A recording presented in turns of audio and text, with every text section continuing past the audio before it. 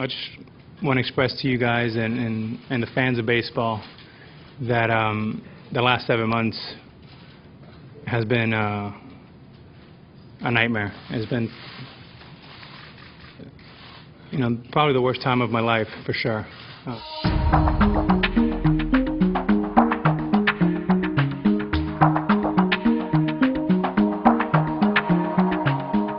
Obviously disappointing with the news today, no question about it.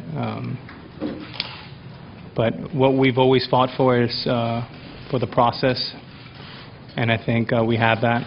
And at some point we'll sit in front of an arbiter and give our case. But I knew that there was a possibility that he would appeal, and that's why we kept him going, because we felt that if he was ready, he'd be in the lineup on Monday.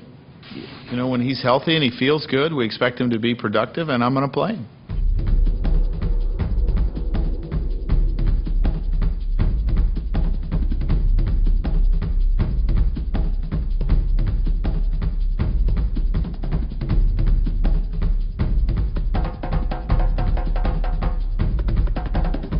The man signed contracts worth $500 million. You could buy third world countries for that. He's on the line to possibly lose $100 million of that. That's why he's putting himself in the game through this. It's clear to me that the team is not upset by this suspension. I think they've grown to conclude that his value to them as a player at this advanced age with these injuries doesn't match up the dollars they still owe him. So the suspension from the Yankees' point of view is not a tragedy.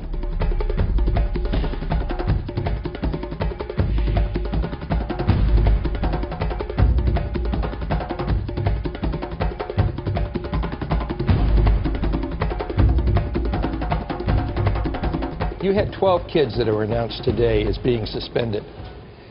11 of them are Hispanic Latin kids. I think that Major League Baseball owes the courtesy of these young men that they bring up from the Caribbean largely. There's something going on here that's deeper than PEDs. I think agents and others are really manipulating young Latin players.